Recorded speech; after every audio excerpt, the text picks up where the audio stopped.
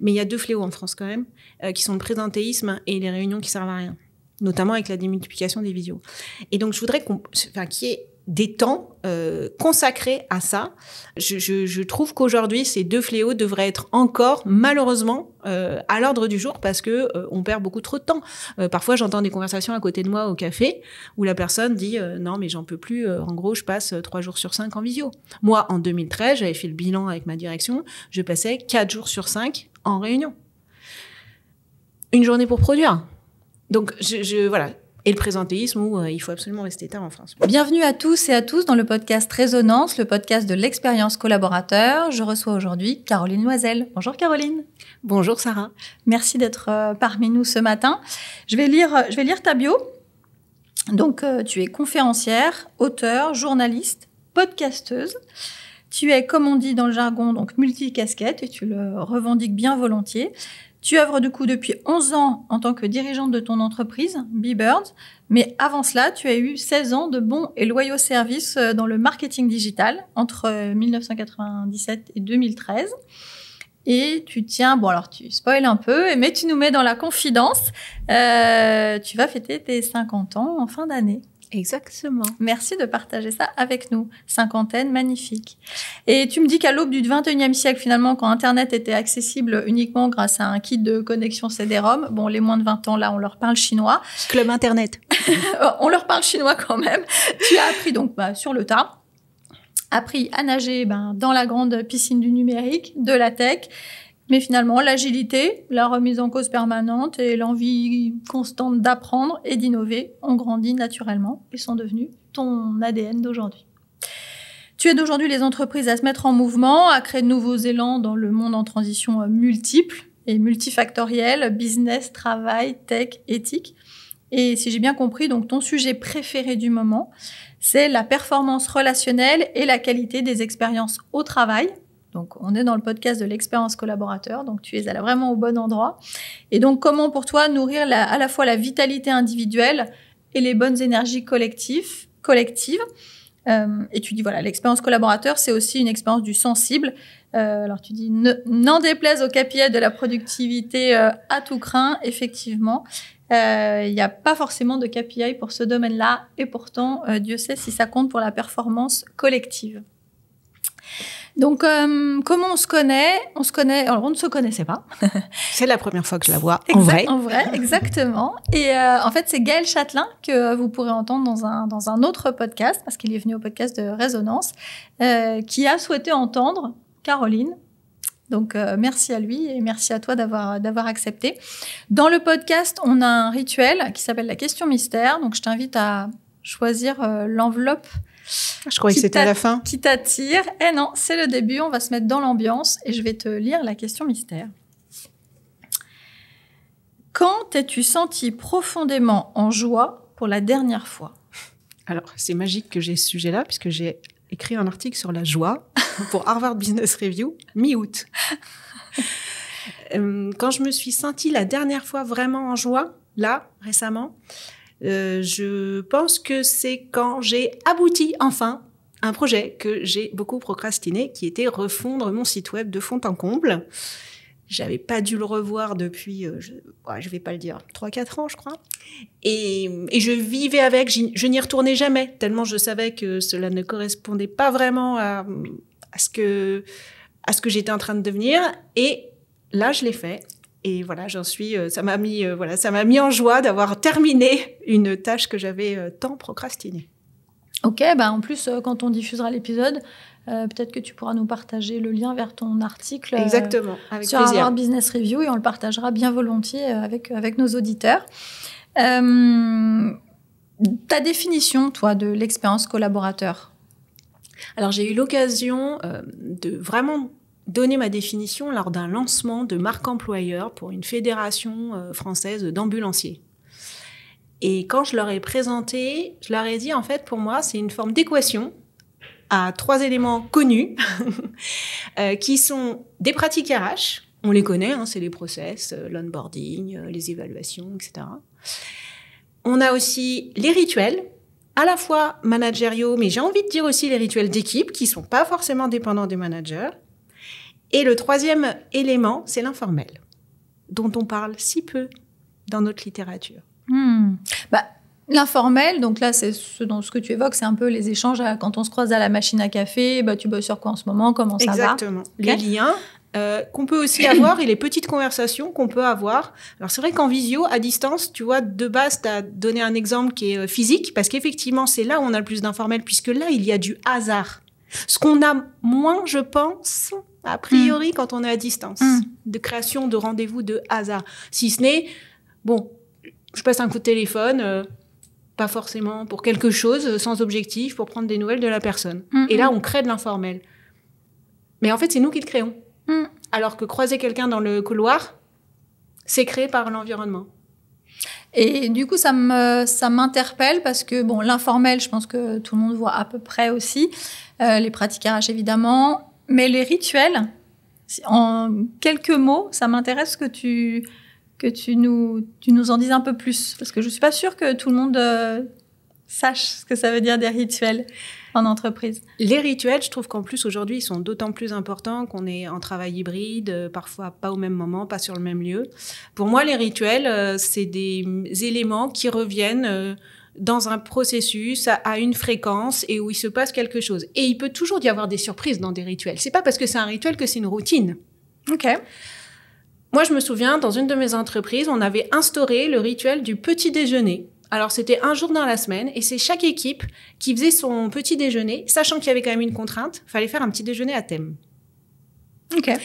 Et ce rituel-là, il était attendu. L'équipe qui y contribuait était engagée à ce moment-là pour y réfléchir. Forcément, il y avait eu quelques échanges entre eux pour choisir le thème et puis savoir qui faisait quoi, qui cuisinait quoi ou qui achetait quoi. Oui, il y avait même des gens qui cuisinaient pour un petit déjeuner. C'était pas juste les petites chouquettes qu'on amenait. Voilà, donc c'était des rituels qui avaient été créés de façon complètement par l'équipe, pas du tout imposés par un manager quiconque. Et voilà, et dans une autre entreprise, alors là, pour le coup, c'est moi qui avais lancé ça. On était en agence, là, j'avais lancé des apéros. Mais sur site, voilà. Après, ça peut être évidemment aussi des choses comme un séminaire qui revient de façon avec toujours un certain type d'activité qui sort du lot. C'est pas forcément dans un château forme, pour pas les citer, je les adore en plus. Voilà, avec des activités un peu convenues, voilà. Et un rituel qui serait à distance? Alors, un rituel qui serait à distance, alors on a eu les fameux, ça existe certainement encore, hein, le côté point de un quart d'heure, voilà, tous les mardis pour réunir. Mais il y a aussi... Un peu les coffee time? Ouais, alors après, voilà. Et sinon, tu as le café virtuel, moi, que je préfère. Où le café virtuel, c'est plutôt multi-équipe, c'est pas forcément que ton équipe, et vient qui veut. Moi, j'aime bien aussi ce côté parce que ça redonne justement de l'informel, le café virtuel. Et on disait tout à l'heure que c'était pas forcément simple à distance. Donc, voilà, où ça peut être aussi, je sais pas, pourquoi pas faire un rituel une fois tous les 3 mois sur, vous auriez envie de grandir sur quoi? OK. On en reparlera plus tard, ça, des formations. Ça marche. Merci. Parce que ça m'intrigue et moi, je vois, mais voilà. Je pense que le mot rituel en entreprise, pas forcément... très utilisé. Tu as changé, toi, plusieurs fois d'entreprise avant de te lancer dans l'entrepreneuriat. Qu'est-ce qui, finalement, qui t'a motivé à opérer ces changements, quand même fréquents, hein, d'après ce que tu m'as dit, et quels étaient, finalement, les aspects de l'expérience collaborateur qui ne répondaient pas à tes attentes à cette époque? Alors, j'ai fait 7 entreprises en 16 ans. La durée, ça allait de 3 mois. Donc là, autant dire que le problème, c'était que ce qu'on m'avait vendu en tant que mission ne correspondait pas à la réalité. Ça, C'était assez simple. Je devais être consultante marketing et en fait, c'était un poste de chef de projet pour faire des spécifications fonctionnelles. Donc autant vous dire que là, ça a duré 3 mois. Donc là, il y a parfois des départs qui sont... on peut pas faire autrement. Et tout le monde a compris, les deux parties.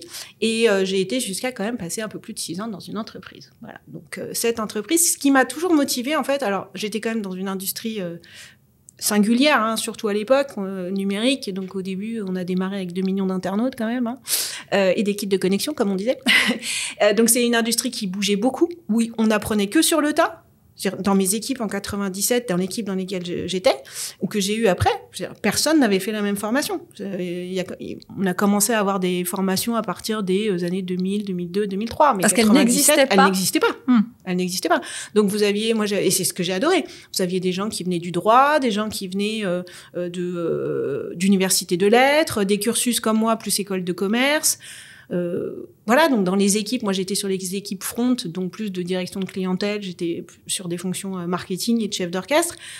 C'était des profils très variés. Donc d'ailleurs j'ai rencontré, j'ai pas rencontré beaucoup de clones en fait, à cette époque-là. Hein. Ma promo me regardait avec des yeux un peu bizarres.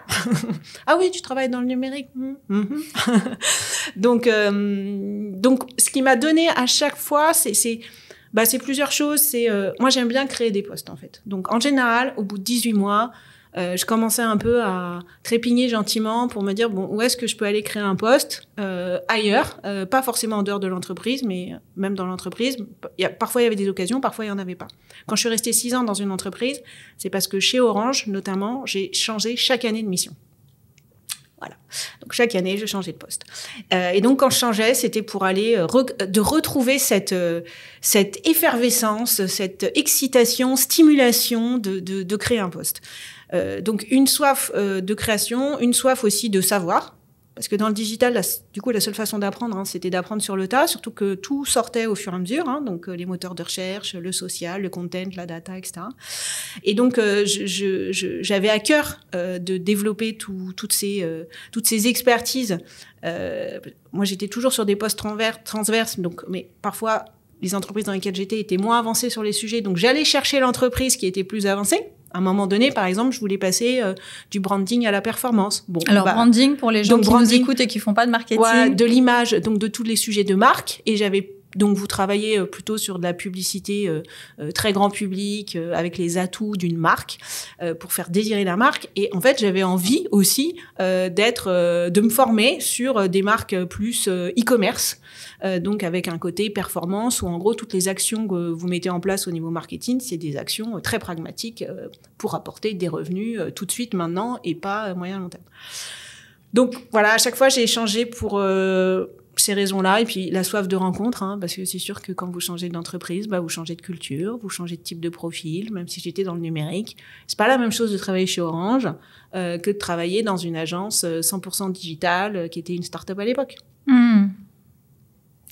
Évidemment, je me sens très connectée avec toi, et je pense que c'est important que les RH, les dirigeants se rendent compte qu'effectivement, il y a différents profils. Il y a à la fois des profils d'experts qui sont très heureux. Et je pense à mon chéri notamment. Voilà, il a presque fait le même métier toute sa carrière. C'est un expert. Il est très heureux et je souhaite pas changer. Et moi, qui ai changé 10 fois de boîte, 6 fois de métier. Et je pense que si je suis chez Xelia depuis aussi longtemps, c'est parce que c'est mon 5e poste, 5e création de poste. Donc la page blanche, donc un peu la même appétence et envie que toi. Et je pense que c'est important que les entreprises se rendent compte qu'il y a différents profils, qu'on n'est pas forcément les profils les plus faciles à gérer en termes de parcours d'entreprise, parce qu'effectivement, on a besoin de changements réguliers, d'apprendre beaucoup et souvent. Mais je pense que c'est un vrai... pour la marque employeur et la fidélisation des talents, je pense que c'est vraiment important pour la longévité et l'envie de rester dans une entreprise. Donc, ce que tu dis, vraiment, je le ressens vraiment, vraiment fort. Finalement, les choses quand même évoluent dans les entreprises entre 97 et aujourd'hui. Pour autant, toi, tu as décidé de rester dans l'entrepreneuriat. Finalement, quels sont pour toi les avantages de ce statut d'entrepreneur que peut-être n'adressent pas les entreprises encore aujourd'hui et qu'il serait peut-être bon qu'elles se penchent dessus? La première chose, je dirais la polyvalence. Dans ma dernière expérience en CDI, j'avais eu l'occasion d'avoir une partie de ma mission qui était transverse, où je devais former des équipes d'experts à la culture du digital. Ça m'avait énormément plu. Et j'avais entre 20 et 30% de mon temps consacré à ça. Et en fait, parce que à la base, je pensais pas, figure-toi, partir en solo entrepreneuriat comme ça pendant des années. Mon modèle, c'était de me dire, je pars 2-3 ans en solo entrepreneuriat, puis ensuite je retourne en CDI pour me reformer, parce que le marketing digital, ça évolue très très vite, et je voulais pas être ringarde. Et si tu quittais en 2013 et que en 2020, tu étais encore avec tes exemples de 2012 ou 2013, qui étaient mes références, franchement, ça le faisait pas. Ça ne m'est pas arrivé, puisqu'en fait, j'ai évolué. Donc, cette polyvalence, j'ai réussi à la retrouver en solo entrepreneuriat, ce qui est incroyable. Ça, vraiment, je pensais pas que c'était possible.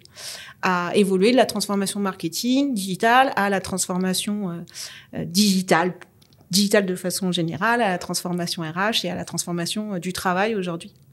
Donc, la polyvalence, je trouve que c'est un vrai sujet. L'autre sujet, c'est l'accès à des formations innovantes. Parce qu'évidemment, moi, je choisis de me former. Donc aujourd'hui, je choisis les modules que je vais faire. Là encore, aujourd'hui, je viens de recevoir une newsletter de TAE. TAE, si tu m'entends. TAE, c'est une agence qui fait de la philosophie pratique en entreprise. Et là, ils viennent de sortir un nouveau module. J'avais déjà fait IA et éthique. Et ils ont sorti une nouvelle formation d'une journée. À chaque fois, c'est une journée qui est sur le conflit comme source de finalement relations où on peut, je vais pas dire s'y épanouir, mais de pas être dans une culture où on ne recherche pas le conflit et c'est pas qu'on ne le recherche pas. On l'évite à tout prix. Voilà, on l'évite à tout prix. Et le sujet, il est là-dessus. J'ai eu l'occasion, du coup, de faire des formations sur l'humour, hein, parce que j'ai eu envie, parce qu'il s'avère que j'ai fait du théâtre, j'ai fait des sketchs dans ma jeunesse, et que j'ai peut-être envie de m'y remettre. Mais en fait, je me dis, mais pourquoi aujourd'hui on propose pas des formations sur l'humour aussi, en fait, aux salariés? C'est un ingrédient et c'est un art très intéressant, surtout en ce moment. Et ça désamorce pas mal de situations potentiellement. Exactement. Effectivement. Il y a une forme de légèreté. Donc j'ai fait une formation en rhétorique. Alors, on a tous eu plus ou moins des formations en prise de parole, mais la rhétorique, c'est particulier. C'est le choix de ton argumentation en fonction de ton interlocuteur. C'est des figures de style. Enfin, c'est encore autre chose que être à l'aise en prise de parole, vous voyez. J'ai fait des formations sur l'estime de soi. Mais c'était passionnant. Pourquoi il n'y a pas plus de formations sur l'estime de soi? Ça, c'était avec l'élément humain. Donc, la diversité des formations, sincèrement, c'est quelque chose qui, je pense, est accessible aux entreprises et qui n'est pas forcément aujourd'hui, on est encore assez dans du traditionnel. Alors, moi, j'ai que des expériences jusqu'en 2013, hein, donc j'imagine qu'il y a plus maintenant. Avant, c'était des formations Excel, anglais et prise de parole. Je résume à peine. Et gestion des alliances aussi. Voilà, là, j'ai vu ça. Et puis, l'autre chose, je trouve, et ça, je sais pas, là, on est dans une dimension moins pragmatique, mais néanmoins essentielle, qui est la confiance. J'ai été aussi très étonnée de me retrouver avec mes clients dans une relation de partenariat. Alors que quand j'étais en agence, en gros, j'ai fait moitié entreprise et moitié agence, donc prestataire de service, je me sentais vraiment prestataire de service. Et là, avec mes clients, alors je me disais, forcément, ça ressemble un peu à côté agence, hein, ce que je fais.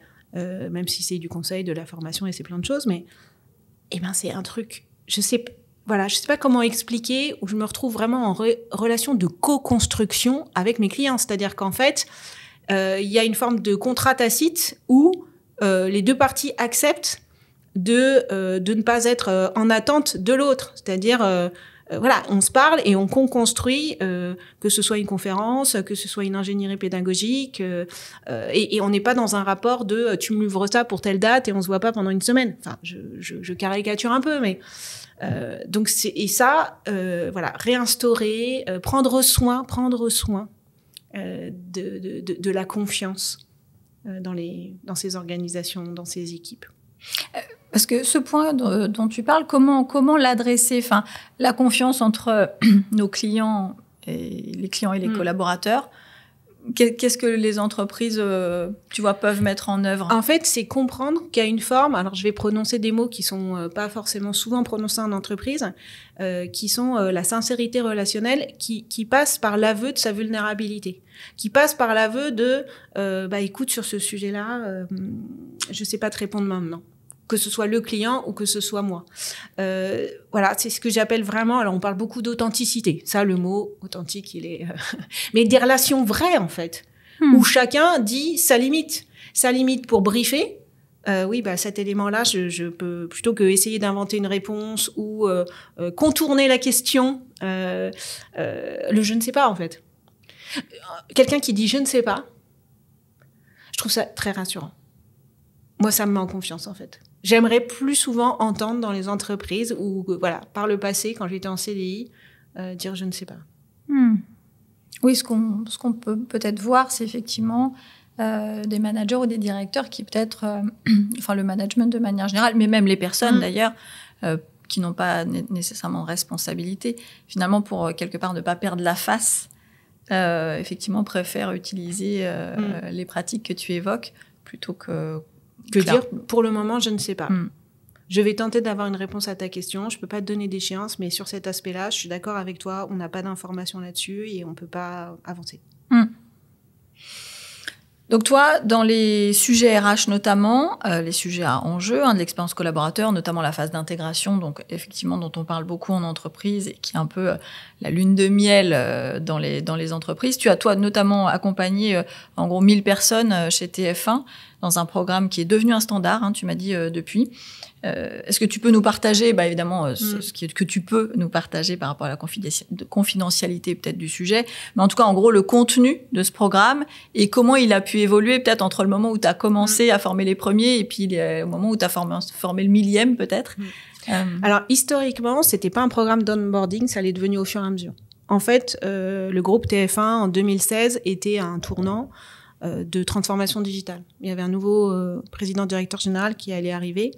Et donc, pour anticiper ce point, la DRH avait demandé une mission de conseil pour les accompagner sur la co-construction d'une ingénierie pédagogique sur un programme de transformation culturelle, business et humain.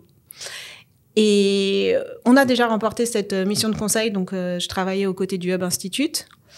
Et déjà, ça a été magique parce que on a co-construit un programme, c'est-à-dire qu'on avait 2 fois 25 personnes, j'avais des interviews avec une dizaine de managers et on a trouvé une ingénierie. Au départ, on a dit que c'était plutôt des modules et c'est finalement le groupe TF1 qui nous a dit « Non, attendez, en fait, on va faire 3 jours successifs. » Et là, on a fait, avec Emmanuel Vivier, on a fait « Waouh, ça va pas nous arriver tous les jours d'avoir une entreprise qui va autoriser ses collaborateurs et collaboratrices à avoir 3 jours successifs de formation. » Le programme, c'était un programme d'accompagnement qui consistait, alors premier jour, décrypter le nouvel écosystème business dans lequel TF1 se trouvait.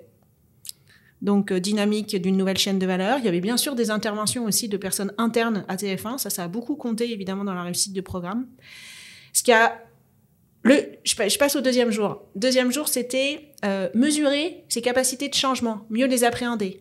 Donc, on avait tout un contenu autour de la compréhension du fonctionnement de notre cerveau, système 1, système 2, notre cerveau, notre partie de cerveau adaptable, avec des spécialistes et des experts. On faisait intervenir beaucoup de gens de notre écosystème. L'après-midi, c'était aller au-devant de ces entreprises qui avaient déjà changé, qui étaient en avance. Alors, c'était des startups ou pas, sur des nouvelles façons d'intégrer le digital dans leur business. Et troisième jour, on s'entraînait, on expérimentait. Concrètement, on a eu, par exemple, l'ensemble des journalistes, enfin, tout le département journaliste avec toutes les fonctions qu'on peut avoir dans ce département, qui va du vidéaste à la documentation, en passant par le planning. Tout le monde était mélangé, y compris les niveaux hiérarchiques. D'ailleurs, je le précise, on avait de l'alternant jusqu'à membre du COMEX, voire un animateur ou une animatrice. On a quand même eu le feu Jean-Pierre Pernaut ou Evelyne Delia dans ce programme. Les assistants, les managers, les manageuses. Et typiquement pour les journalistes, le troisième jour, l'après-midi, le matin, on les envoyait sur le terrain et ils devaient revenir avec un mini-reportage. On leur avait donné des sujets qui étaient tournés soit au téléphone mobile, soit on avait fait les lunettes Snapchat, soit on avait fait la caméra 360. Et l'après-midi, on les accompagnait pour le montage de ce reportage, évidemment derrière les pitchs, etc.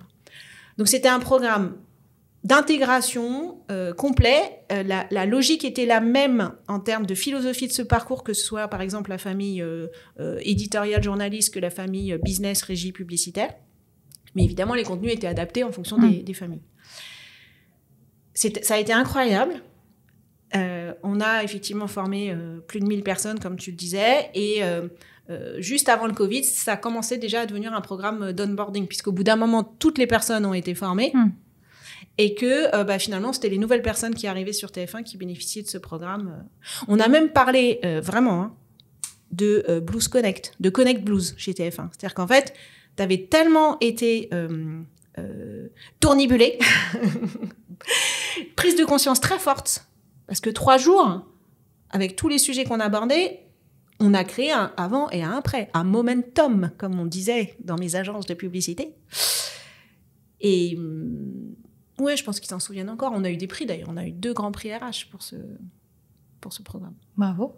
Connect Blues, peut-être tu peux préciser. Connect Blues, c'est-à-dire que les gens retournaient au bureau et se disaient waouh, quoi. On a passé un très très bon moment. On a vraiment travaillé pendant ces 3 jours. Qu'est-ce qu'on peut faire maintenant? Parce que en même temps, l'étendue du sujet, il est assez incroyable. C'est vrai. C'était un peu le côté revers de la médaille. C'est-à-dire qu'après, tu retournais au bureau et tu te disais, le sommet quand même, comment on fait déjà dans les premiers petits pas? Et là, plus par curiosité, parce que si je suis curieuse, d'autres le seront, système 1, système 2, dans le cerveau, en vraiment une phrase, sans entrer dans le détail. Le système 1, c'est notre partie cerveau reptilien dit mécanique. Donc, c'est ce qui nous permet, par exemple, de s'arrêter au feu rouge, sans qu'on ait besoin d'y réfléchir trop longtemps, de fermer notre porte-à-clés le matin, sans s'en souvenir vraiment. Et le système D, c'est la partie de notre cerveau... Système 2, pardon. C'est la partie du cerveau donc adaptatif, qui nous permet d'être dans des situations inconnues. Sauf que parfois, même si on est dans une situation inconnue, on reste dans notre système un peu bloqué. Voilà. Là, ça fait tension, ça fait stress. Merci. Du coup, tu parlais d'Emmanuel Vivier, que tu as rencontré dans le Hub Institute. Et ensemble, vous avez décidé d'écrire donc, le guide du futur des RH et du management, donc, que je vous présente. Est-ce que tu peux nous parler finalement de votre rencontre, parce que c'est pas anodin d'écrire un livre ensemble, et ce qui vous a donné envie de collaborer sur ce projet? Alors, on se connaissait du marketing, du numérique avec Emmanuel. On a évolué chacun de notre côté, mais dans ce secteur-là, où effectivement, on en apprend tous les jours et on doit changer tous les jours. Et on a commencé à collaborer en 2014, et puis on a accéléré notre collaboration en 2016 avec ce fameux programme TF1. En fait, on est un duo très complémentaire, avec des valeurs communes. Donc, lui, il est vraiment sur la partie veille tech. Moi, je suis sur la partie veille humain. Je force le trait parce que lui, ça veut pas dire que moi, je suis pas tech et que lui, il n'est pas humain. OK? Mais notre sujet de prédilection et sur lequel chacun passe plus de temps en vertical, c'est ceci. Et suite à TF1, et en même temps, en parallèle de TF1, on a lancé une vingtaine d'événements. On avait fondé ensemble le Hub Talk RH au Hub Institute. Et donc, on réunissait une centaine de personnes en fonction des événements sur vraiment des thèmes RH de l'époque. Je parle d'avant Covid. Donc, l'organisation apprenante, par exemple. Et on s'est dit, mais on est en train aussi d'apprendre plein de choses en faisant ces événements, puisqu'on inventait. On allait chercher évidemment des experts extérieurs sur les sujets. Comment on retrace tout ce qu'on est en train d'apprendre, à la fois sur TF1, où c'est un laboratoire de transformation vivant, quoi, où on observe ce qui est en train de se passer et l'impact de ce qu'on fait. Et en même temps, cette profusion d'informations, de bonnes pratiques ou de mauvaises d'ailleurs, dans les événements qu'on faisait. Donc on s'est dit il avait déjà écrit un livre, Emmanuel, avec son cofondateur Vincent Ducré, le guide de la transformation digitale. Et donc c'est lui qui m'a proposé. Et moi, ça tombait bien parce que je voulais devenir conférencière. Je voulais rajouter, encore une fois, une petite corde à mon arc. Et donc pour devenir conférencière, c'est pas mal d'avoir écrit un livre. Donc voilà, on a mis une petite année à l'écrire.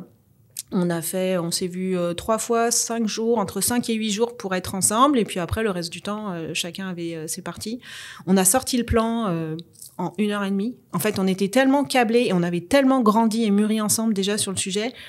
Il n'y a pas eu de débat non plus sur le dispatch. Il y a 12 chapitres, donc 6 chapitres ici, 6 chapitres là. Enfin, tout était naturel en fait. On savait qui allait écrire quoi, il n'y avait pas de sujet. Et et ça a été, ça a été un grand plaisir. Et puis c'est quand même plus facile d'écrire à 2. On se motive parce qu'il y a aussi une partie où on relit l'autre. Alors après, ça nous motive à écrire nous. Donc voilà un peu l'histoire de cette collaboration. Ce livre, du coup, il est découpé. J'ai regardé en 5 grandes parties parce que j'ai regardé quelques morceaux, je l'ai pas lu. Il se grignote de toute façon. Donc tu peux. Donc il est découpé en 5 grandes parties qui sont se réinventer, business accélérateur, entrepreneur, socio-coach et techno-agile. Si toi tu devais nous partager les 3 conseils pratiques qui peuvent transformer la gestion des RH, le management, ce serait quoi ces conseils?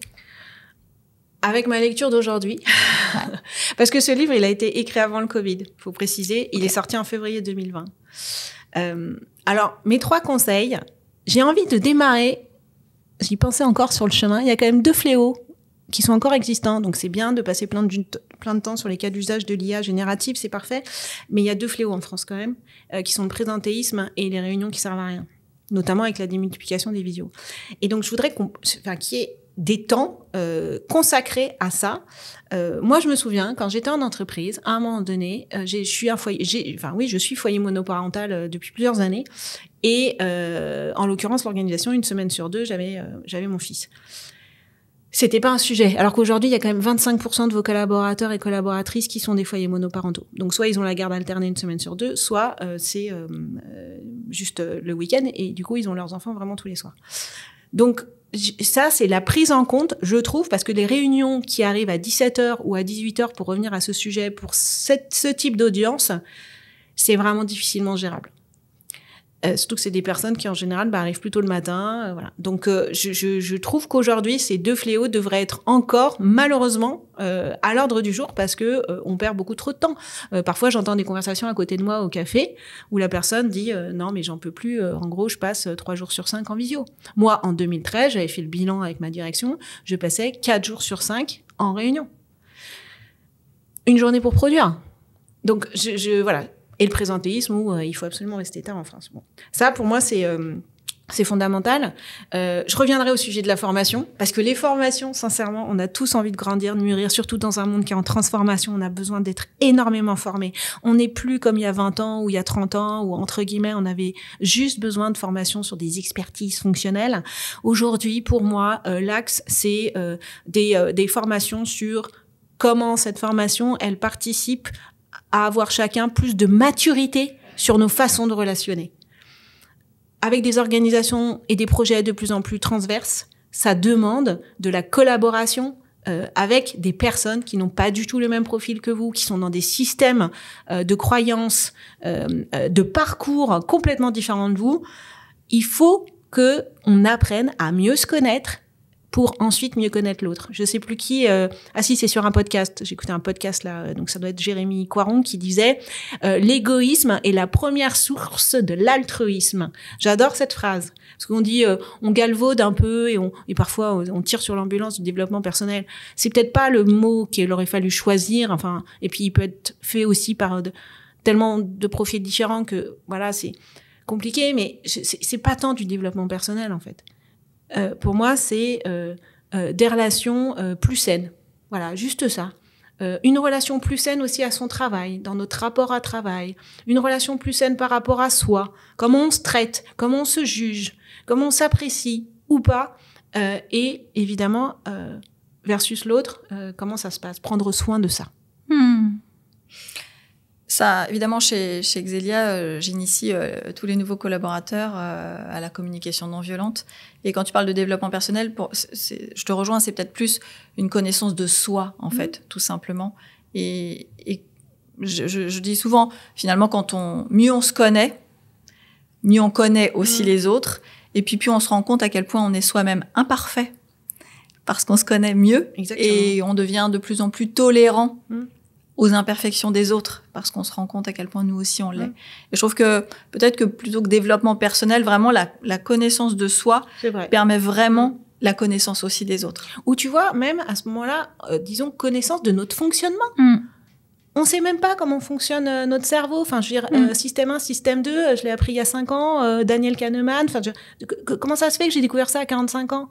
Comment ça se fait que je découvre que les hormones, que ce soit l'endorphine, l'ocytocine, en fonction de tes comportements, en fait, tu augmentes ce stock d'hormones. Enfin, c'est quand même incroyable de découvrir ça aussi tard. Les hormones, c'était il y a 2 ans. Voilà. Il y a un super reportage sur Arte, d'ailleurs, sur le sujet, qui explique que, bah oui, évidemment, de base, un homme et une femme, on n'a pas les mêmes stocks, ok, il y a plus de testostérone d'un côté, et nous, quand on est enceinte, on a plus d'ocytocine. Mais en vrai, si l'homme prend plus son enfant dans les bras au début d'une naissance, ça lui crée un stock d'ocytocine. Enfin, j'ai appris ça il y a 2 ans. Donc, d'apprendre son mode de fonctionnement d'un être humain universel. Et voilà, et effectivement, du coup, ça apporte de l'humilité, ça apporte ce qu'on disait tout à l'heure, un peu aveu de faiblesse et de sincérité sur nos angles morts, nos points faibles, nos êtres imparfaits, quoi. Donc, 100% pour moi, c'est c'est le principal message aujourd'hui que moi j'ai envie en tous les cas. Enfin, c'est celui que je porte en tous les cas. C'est celui auquel je contribue à 100%. Voilà, que ce soit dans mes écrits, que ce soit dans mes conférences, dans mes formations, les ateliers. Tu parlais de communication non violente, mais concrètement, c'est des modules sur le feedback. Savoir faire un feedback. Alors, le spécialiste, c'est Stéphane Mouriou. Vous pouvez lire, son livre est formidable. C'est un documentaire sur le feedback. Caméra au point, il a été vraiment dans il a été disséqué cette notion. Il travaille depuis 20 ans là-dessus. L'art de la conversation, l'art du dialogue, le feedback, le co-développement. On parlait d'informel tout à l'heure. Et ben, en informel, instituons, parce que maintenant, il faut un peu ritualiser l'informel. Désolée, je prends mes 2 mots du début, mais puisqu'on est un peu plus à distance, on se croise moins, ritualiser des séances de codev sur une problématique d'une des personnes qui va pouvoir dire, bon, bah voilà, est-ce que vous avez déjà rencontré cette difficulté-là ? Là, je suis bloquée, j'en suis là. Reformulation du sujet par les personnes qui ont bien voulu venir donner de leur aide et de leur temps à cette personne. Moi, je crois beaucoup... là, je fais bientôt une conférence sur les compétences relationnelles. La première que j'ai proposée, c'est l'entraide. Elle est sous plusieurs formes. C'est pas forcément que du codev. Voilà. J'en suis là. Toi, tu fais un parallèle entre les transformations dans le marketing digital et les RH. Ouais. D'après toi, quelles pratiques sont transposables ? En fait, ça nous a sauté aux yeux avec Emmanuel Vivier, parce que tous les deux, on vient du marketing digital. Et en fait, c'est comme si la transformation des métiers du marketing, nous, on l'a connue de plein fouet, moi, entre 97 et 2013, digitalisation de la fonction.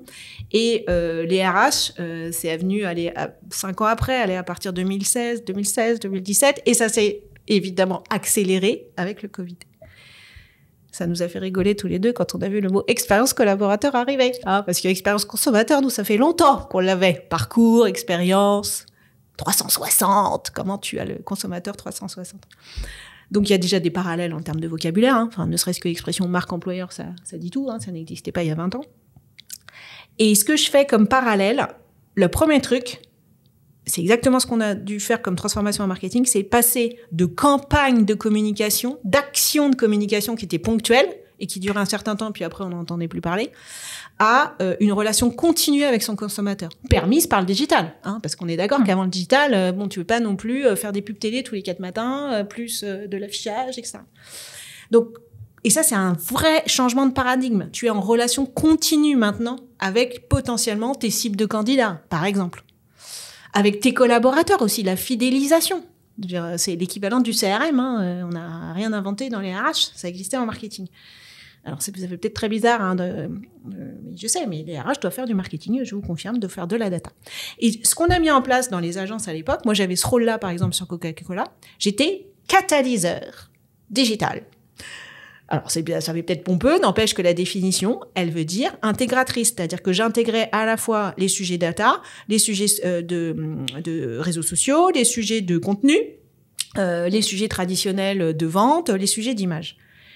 Et c'est exactement ce type de poste qui devrait, je pense, pouvoir être créé dans les RH aujourd'hui. Alors, non seulement il faut s'équiper d'expertise data, ce qui n'est pas forcément encore fait partout, expertise réseaux sociaux, parce que la marque employeur, c'est sur les réseaux sociaux que ça se passe. Évidemment, tu prêches une convaincue. Voilà, et évidemment, toujours avec ces fonctions, mais ça, vous les connaissez, les fonctions régaliennes, comme on dit dans le métier. Voilà. Ça, j'ai pas besoin d'en dire plus. Donc, cette fonction de catalyseur, pour moi, pour justement assurer une relation continue, c'est là où il y a un lien, c'est un grand parallèle que je fais avec les pratiques que j'ai pu connaître en marketing et qui sont donc tournées vers l'innovation, avec le côté, une dimension aussi, direction de projet transverse. Ce qu'on n'avait pas avant, parce que quand on faisait du marketing, chacun avait son petit canal. Donc moi, quand j'étais chez Orange, il y a certains qui étaient leur point d'ancrage, c'était le catalogue des offres fidélisation. D'autres, c'était tous les dépliants pour la prospection. On n'avait pas besoin de se parler entre tout ce petit monde-là. C'était pas besoin. Chacun a son canal. Et puis là, il y a le digital qui est arrivé. On va être tous ensemble sur la page d'accueil. Puis on peut être sur le mobile aussi maintenant. D'accord, voilà. Donc je pense que il y a aussi des créations de postes fondamentales. Moi, j'aime bien citer l'exemple. Alors, il est plus en poste aujourd'hui, mais c'était Pierre-Marie Erguarch. Il est dans le livre, on l'a interviewé. Il était à l'époque directeur de l'expérience collaborateur et de la transformation. Voilà. Et il travaillait en duo avec la Chief Digital Officer de l'époque. Là, je pense qu'on a bien adressé le sujet de la catalyse et de l'intégration. Complètement. J'adhère complètement à cette vision. Tu as... on a dit que tu étais podcasteuse, oui, donc tu es dans ton élément aujourd'hui. Ton podcast s'appelle Sur l'oreiller. C'est un podcast qui explore les thèmes tels que la réconciliation du masculin et du féminin et la mixité dans les secteurs comme la tech. Exactement. Un secteur qui te tient à cœur. C'était quoi l'intention principale quand tu as créé ce podcast? Et toi, comment tu aimerais finalement influencer les échanges autour de l'équité homme-femme dans le monde pro et peut-être ailleurs? Alors déjà, je l'ai appelé Sur l'oreiller parce qu'en fait, sur l'oreiller, il se passe plein de choses. On est pour moi dans un mode, tu peux être en colère. Pour moi, l'image de l'oreiller, c'est colonie de vacances, bataille de paluchon, Polochon. Baluchon. Oh, baluchon aussi, ça marche. Bataille de paluchon. Donc il y a ce côté légèreté, il y a ce côté confidence, il y a ce côté en colère. Consolation que tu vas rechercher sur ton oreiller. Et c'est ça que j'ai voulu. L'intention, elle était une intention aussi multi-émotionnelle, car ce sujet des hommes et des femmes, elle provoque aujourd'hui énormément d'émotions. Je suis tombée dedans il y a 5 ans, dans ce sujet, par vécu personnel et vécu professionnel aussi. Donc sur la partie professionnelle, je me rendais compte que j'avais quand même des blocages qui potentiellement étaient plus spécifiques au fait que je sois une femme. Par exemple, le côté m'autoriser à me rendre visible. Alors ça aurait pu être lié aussi à mon éducation. En fait, jusqu'à 45 ans, je me suis dit, quand j'avais certains comportements où je me rendais compte de mes difficultés, je me disais, bon... alors la responsabilité de base, les parents, voilà, mon éducation. Donc chez nous on flambe pas, donc c'est pour ça que je veux pas être visible. Sauf qu'on a détricoté ça un jour avec une coach parce que en vrai mes parents ils étaient visibles, ils étaient entrepreneurs, artisans bouchers. Ils avaient bien une boutique avec un nom qui était écrit sur le rideau. C'était bien affiché, on ne voyait que ça d'ailleurs. Donc, en quoi j'ai un problème de lancer un site web au nom de carolinloisel.com? C'est quoi mon problème? Parce que, je suis juste dans la continuité de mes parents. Voilà, ce genre de vécu pour anecdote, mais il y en a eu d'autres, bien sûr. Donc, je me suis dit, il y a 5 ans, c'est quoi ce sujet, là, homme-femme? Je me suis jamais sentie concernée. Je me suis jamais dit, je suis féministe. Jamais. Plafond de verre, tout ça, moi, j'ai pas eu. Je changeais d'entreprise, je gagnais plus. Tout allait bien. J'ai pas eu. Il me semble pas. Voilà, il me semblait pas à l'époque. Je mettais sous le compte d'autres choses. Ou alors, si j'avais des remarques sexistes, comme on dit aujourd'hui, je me dis je suis tombée sur un con. Voilà. Et ça arrive. Et ça arrive aussi. Donc, mais je me disais, oui, ça m'arrive à moi parce que tel type de personnalité, tel type de comportement. Voilà. C'est ma faute, quoi. Donc, en gros, soit c'est la faute à pas de chance, c'est la faute à mon éducation, c'est la faute à ma personnalité. Enfin, voilà, c'était ça, en fait, mes explications, qui sont toujours valables. C'est là où le sujet, il est hyper... complexe. Comment savoir? Voilà. Je suis tombée dedans il y a 5 ans. Un homme m'a mis entre les mains, avec mes réflexions que je lui faisais, un livre qui s'appelle King Kong Theory, que tout le monde connaît, je pense, de Virginie Despentes. Et là, je me suis dit, ah ouais, en fait, il y a quand même quelques sujets. Et là, je suis partie passionnée, comme je peux l'être parfois quand je découvre un thème. Et là, je suis partie en mode vertical sur ce thème. Et donc, à côté de mon travail, je lisais, je me documentais, je regardais des films, etc. Et l'intention que j'ai donnée à ce podcast, en dehors de l'histoire du nom, parce qu'au bout de 3-4 ans, j'ai fait ce constat. En fait, c'est une toile d'araignée, ce sujet. C'est une toile d'araignée. Je ne l'ai pas encore conceptualisé sur LinkedIn. Un jour, je vais le faire, parmi tout ce que je dois faire. La toile d'araignée, vous la visualisez. Il y a des lignes qui sont en spirale et il y a des lignes qui partent vers l'extérieur. Les lignes qui partent vers l'extérieur, c'est tous les sujets comme l'éducation, la culture, la politique, notre histoire. Ces sujets-là, en fait, ils sont partout, dans les spirales. Donc là, maintenant, on est sur les cercles concentriques.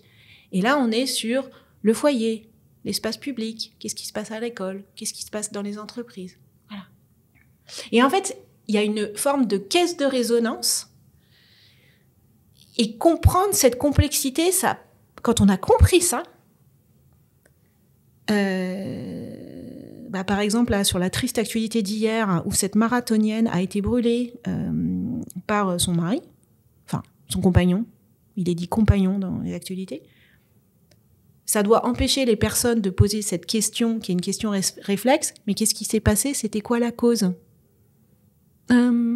Comment te dire, en fait, que déjà poser la question comme ça, ce n'est... Enfin, voilà, quand on a compris que c'était un maillage, en fait. Mais quelle cause il peut y avoir à brûler quelqu'un? Comment c'est possible? Donc, voilà, c'est cette prise de conscience qu'il faut déplacer son regard, changer de regard. Et je suis la première concernée. J'étais en plein dans mes lectures, au bout de 3 ans. Mon fils, il avait 16 ans à l'époque, il rentrait en seconde ou en première. Il me dit, maman, je vais mettre du vernis à l'école. Et là, j'ai eu toutes les pensées réflexes. Pas la peine de vous les dire, je pense que vous avez les mêmes que moi. Sauf que bon, comme j'avais quand même lu 2-3 trucs, je me suis dit, non, mais ça, je peux pas dire ça. Et comme mon fils savait que je lisais tout ça, on en parlait de temps en temps. Faut être un peu cohérent. Voilà. Donc, il me regardait avec ses yeux comme ça. Je sais ce que tu penses. Oui. Je te confirme que je pense ces trucs qui sont arrivés dans ma tête et que je ne vais pas te dire, Victor, parce que voilà, j'ai conscience que c'est pas moi qui pense ça, c'est pas moi, c'est la société qui me met toutes ces pensées. Mais ce jour-là, je sais exactement, tu vois, dans quel état j'étais, je revois mon fils, je sais où on était. Et tu vois, ce processus-là, c'est un processus, c'est même pas de l'introspection. Enfin, je veux dire, c'est encore plus que de l'introspection. C'est quelque part un peu se mettre en méditation 2 secondes, tu vois. Pourtant, je fais pas de méditation, mais arrêter ses pensées et se dire, attends, elles m'appartiennent ou elles m'appartiennent pas, ces pensées? Elles sont justes, elles sont pas justes, elles sont matures, elles sont saines. C'est important que je dise une remarque à mon fils sur ce sujet. De toute façon, il venait en me le disant pour information. Il attendait pas une validation. C'est là où... Leçon. Est-ce que tu as 1 ou 2 thèmes d'invités et 1 ou 2 thèmes que tu as eu dans le podcast, qu'on comprenne quel... Alors, il y a un épisode qui m'a passionnée. C'est l'épisode avec une géographe du genre qui s'appelle Edith Larueau. Elle travaille en partenariat, en collaboration avec les écoles, notamment primaires, sur la réflexion sur les espaces des cours d'école et sur les activités des cours d'école. Je te donne un exemple concret. Dans une des écoles, ils ont mis en place, pour tenter une expérience, une journée sans ballon. C'est le jeudi. Elle a interrogé un petit garçon. Elle lui a dit, alors, comment ça se passe ta semaine? Ah, lundi, je joue au foot. Le mardi, je joue au foot. Mercredi, je joue au foot. Bon, le vendredi, je joue au foot. Et le jeudi, tu fais quoi? Le jeudi, je m'amuse. Tu le vois, le truc? Parce qu'en fait, il y a aussi plein de garçons qui n'ont pas vraiment envie de jouer au foot. Soit ils le font parce que faut suivre le côté un peu tribu. Ça fait partie de la mécanique de notre cerveau. Ou pour se sentir en appartenance. Parce que oui, on veut tous être libres, mais enfin, on est quand même rassuré de se sentir reconnu et apprécié dans un groupe. Donc, sentiment d'appartenance. Donc, je fais comme quelques personnes. Et puis, évidemment, il y a des filles qui jouent pas au foot, elles ont pas envie. Ou quand elles veulent, c'est pas très bienvenu, c'est pas habituel. Voilà, et notamment une des réflexions qu'elle a. Donc, tu vois, dans le jeu m'amuse, juste pour reprendre cette remarque, ça veut dire que les autres jours, il est un peu en mode tension, parce qu'en fait, dans l'histoire du foot, il faut quand même marquer des buts, et puis il faut pas être à la traîne, et puis il faut bien prendre la balle, et puis voilà. On est un peu en mode performance. Ah tiens, c'est bizarre. Déjà à la cour primaire. Et les filles, pendant ce temps-là, ce qu'elle a remarqué, quand elle demande aussi aux enfants d'avoir comment sont leurs déplacements, les filles, elles sont en déplacement latéral, sur les côtés, sur la périphérie, et les garçons, ils sont plus en déplacement gribouillis, crabouillis, comme ils disent, au milieu, quoi. Donc, ce thème-là, il me passionne, parce que là, on part de l'enfance, je veux dire, voilà, donc des racines, quand même. Et j'ai beaucoup aimé aussi Sandrine Delage, qui, elle, est vraiment sur le sujet de l'intégration, l'attractivité des métiers de la tech. On a encore tellement de boulot à faire. Et puis alors, la réforme du bac scientifique nous a pas aidés. Il y a moins de jeunes femmes qui, du coup, ont fait des études scientifiques avec un baccalauréat scientifique. Les stats, elles sont anatomie d'une chute. J'avais appelé mon billet. Voilà. Donc bon, on est en train de rattraper, mais ça va mettre du temps. alors qu'on était arrivé quasiment à une bonne parité, en tous les cas au niveau du bac. Le problème, c'est qu'après, on choisit pas forcément les filières techniques. Et puis si on le fait, donc déjà on n'est que 25% de femmes, et puis à 35 ans, il y en a la moitié qui s'en vont. Elles quittent le milieu. Et moi, j'en ai rencontré une, c'était il y a quelques mois. Je vais dans le food truck de Bois-Colombes. Et en fait, c'était une femme qui avait 40 ans et qui était une ancienne programmeuse. Et qui avait monté son food truck réunionnais. Voilà. Parce qu'elle m'a dit, bah ouais, quand j'ai eu 2 enfants, franchement, c'était plus possible. Les horaires, l'environnement, l'ambiance, j'y étais plus. Merci Caroline. On touche à la fin du podcast. Est-ce que toi, tu as des actus que tu as envie de nous partager ? Alors, du coup, j'ai déjà dit ces choses-là, mais par hasard, puisque je suis tombée sur la joie. C'est quand même incroyable que je sois tombée sur la joie. Donc, voilà, c'est surtout le fait d'avoir refait mon site web, parce qu'en fait, en refaisant mon site web, j'ai essayé là de me sentir très en cohérence avec ce qui me passionnait. Donc, déjà... j'ai évidemment eu, je sais pas, entre 200 et 300 clients depuis 11 ans, donc j'allais pas mettre 300 logos sur ma page d'accueil. Donc je me suis aussi déjà concentrée sur ceux que j'ai envie de mettre en avant, parce que vraiment c'est des missions dont j'ai envie de parler, qui m'ont tenu à cœur et j'aurais envie de refaire. Pareil, j'ai resélectionné les témoignages, parce que voilà, j'ai 30 témoignages sur LinkedIn, je vais pas en mettre 30, donc de ceux qui me font le plus écho. Donc ma vraie actualité, je pense, j'ai été alignée à chaque fois. Je veux dire, quand j'étais chez TF1, j'étais hyper alignée. Transformation digitale, ce programme a été merveilleux. Mais là, ça faisait quand même 1 an ou 2 ans où un peu voilà, je le voyais, quoi. Pas très clair quand même, parce que j'ai eu le sens au travail, je me suis un peu perdue. Pas de clair, voilà. Donc là, j'ai acté, et ça, c'est vraiment mon actu, à la fois perso, pro, que j'allais être sur la qualité des relations, des interactions, des échanges. Donc j'ai mis performance relationnelle, évidemment, entre guillemets, pour attirer le chaland. Mais j'ai évidemment la réponse, parce qu'un jour, évidemment, on va me demander « Ah bon, alors tu mesures la relation, toi, tu fais comment ?» Alors, j'ai ma réponse. Alors, très bonne réponse, parce qu'effectivement, de base, intuitivement, j'ai envie de vous dire, ça ne se mesure pas, et c'est tant mieux. Parce que justement, ça passe par l'informel, par des liens qui sortent des process et des choses qui sont organisées et préconçues. J'ai quand même une réponse sur les KPI en disant regardez vos KPI négatifs. C'est quoi votre taux d'absentéisme, par exemple ? C'est quoi votre taux de turnover par rapport au marché ? Regardez pas ça. Ça, pour moi, c'est ça les indicateurs de la performance relationnelle. Et puis sur nous, essayez de plus en plus de l'apprécier en voyant est-ce que tout le monde se dit bonjour, enfin comment on est accueilli. Et vraiment, si vous voulez savoir si vous êtes bien en relation, interrogez tous vos fournisseurs, les personnes qui viennent chez vous. Regardez ce qu'ils vous disent. Comment ils se sentent ? Comment ils se sentent quand ils sont là. Moi, c'est intéressant de voir comment, des mauvaises relations, tu peux les ressentir, tu vois, même en tant que prestataire. Je suis prestataire dans, par exemple, les emails qu'on va t'envoyer pour facturer. Je ne cite personne, mais quand on t'envoie des liens avec des webinaires à regarder pour savoir comment tu dois poser ta facture sur le portail, quand ça bug, en fait, l'email ne répond pas, en plus, c'est même pas un nom et un prénom et tu peux même pas appeler un numéro de téléphone. Je sais pas comment se passent les relations dans cette entreprise, mais au niveau de la gestion de cette partie, ça me fait poser question. La symétrie des attentions. Bon, on mettra le lien de ton site quand on publiera sur LinkedIn. On a un deuxième rituel dans la fin du podcast, c'est finalement savoir qui, toi, tu aimerais entendre dans un futur épisode. Qui ? Alors moi, je suis fan de cette femme, que j'ai rencontrée d'ailleurs grâce aux événements que j'organisais avec Emmanuel Vivier à l'époque, là, entre 2017 et 2018.